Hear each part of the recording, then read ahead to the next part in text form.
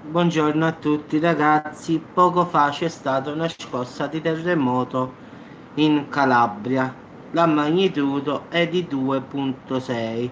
La scossa è stata registrata più o meno verso le ore 16:05 di oggi, mercoledì 7 agosto. L'epicentro si trova a 4 km da Castiglione Cosentino e l'ipocentro è a solo 10 km di profondità, quindi come sempre ragazzi la profondità è abbastanza poca, quindi è stato avvertito distintamente da tutti quanti, quindi c'è stato diciamo un casino, paura, panico tra residenti e turisti giustamente, quindi è stata avvertita da Cosenza fino a Rende, quindi in effetti un po' dappertutto.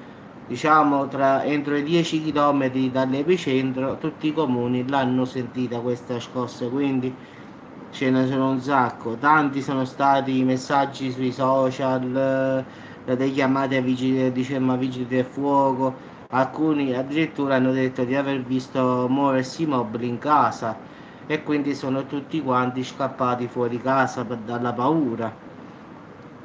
Quindi diciamo che a Castiglione c'è stato l'epicentro e tante persone sono uscite fuori dalla per capire che cosa stava succedendo. In effetti è stato molto sentito perché diciamo, la profondità di 10 km con magnitudo 2,6 è forte perché è poco profondo, quindi giustamente ha tremato la terra un po' entro diciamo i 10 km diciamo, dall'epicentro che sarebbe Castiglione Cosentino ed è stato sentito entro i 10 km da questo diciamo Castiglione, quindi tanta paura, i turisti pure giustamente che sono ancora tuttora stanno passando le ferie qui in queste località comunque che sono turistiche, quindi diciamo fra residenti e turisti facevano a chi scappava di più. Grazie a te Amelia per avermi detto il fatto del terremoto, io non lo avevo visto poco prima e non ci stava nulla. Quindi ragazzi tante persone hanno scritto su Facebook, hanno chiamato i vigili, chi è scappato, ha lasciato la casa come stava, quindi potete anche controllare su Facebook perché le persone di là quindi hanno incominciato a chiamare vigili, un casino comunque. Castiglione Cosentino ragazzi è in provincia di Cosenza. La scossa è stata avvertita dai turisti e residenti fino a Rende che è un altro paesino. Tanti messaggi apparsi sui social, quindi Facebook, Twitter, Instagram. Tanta paura ragazzi, però nessun danno a cose o persone. Già questo qui è una cosa buona che ultimamente è vero che ci sono tutti questi terremoti, però finalmente diciamo sempre alla fine diciamo che non ci sono danni a persone e cose e quindi già è un lato positivo. È vero che uno si prende la paura ragazzi, però l'importante è che al finale nessuno si è fatto male, quindi neanche le case sono nulla, i mobili sì, qualcuno ha visto i mobili muoversi tipo lampadarie, queste cose così, però al finale non ci sono danni né a persone né a cose, e quindi è questo è quello che importa di più. Quindi ragazzi la paura passerà, quindi eh, purtroppo ultimamente non si capisce davvero nulla, però già ieri era stato un giorno normale, che ieri i terremoti non c'erano stati. In effetti stamattina c'erano stati due terremoti nelle isole Tonga, quindi a Vanuatu di magnitudo 6, però non c'era stato niente e quindi io non ho fatto proprio il video, la verità, perché avevo una profondità di 137 km, quindi in mare non si è sentita proprio, quindi io faccio il video solamente quando la gente, le persone oppure sentono il terremoto, allora sì, fai il video e va bene.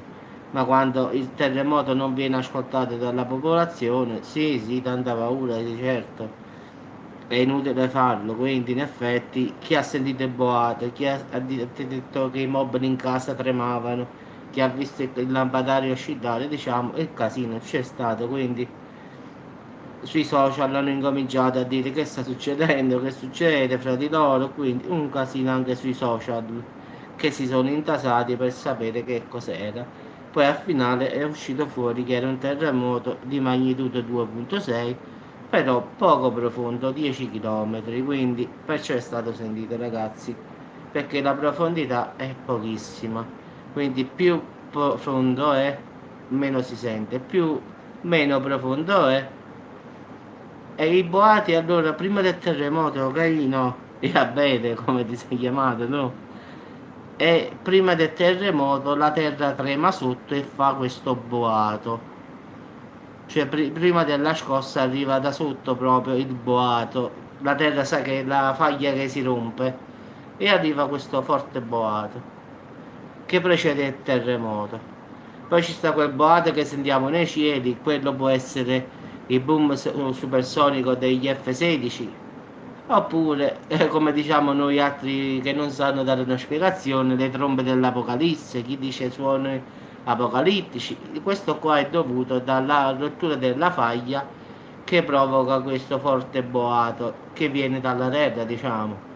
Quindi può capitare che prima del terremoto avviene questo forte boato perché è la rottura di una placca, di una faglia che provoca questo intenso boato, come un boom supersonico, sai quando l'aereo rompe il muro del suono, così. Quindi è una cosa molto forte, non è una cosa, ti metti paura se lo senti. Dici che sta accadendo nel mondo. Quindi questo accade quando le due faglie che si toccano si rompono un pochino e esce questo forte boato. Quindi può tranquillamente avvenire prima della scossa. Quindi è questa la spiegazione.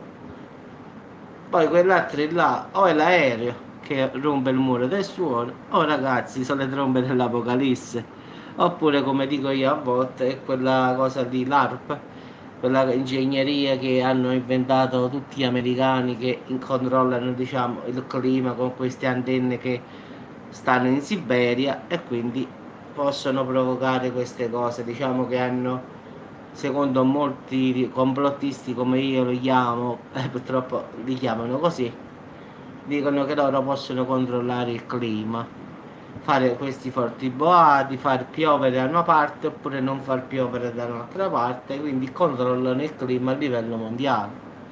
Così è quello che si sente dire, poi dobbiamo sempre vedere se è vero. Però come dico io, se non è tanto, un tanto ci sta sempre. Quindi ragazzi, buona strada a tutti, ciao, grazie ad Amelia che mi ha dato questa notizia che io non sapevo, me l'aveva detta nel video precedente. Grazie a tutti ragazzi e ci sentiamo più tardi per qualche notizia. Ciao Amelia, grazie. Ciao Caino, ci sentiamo più tardi ragazzi.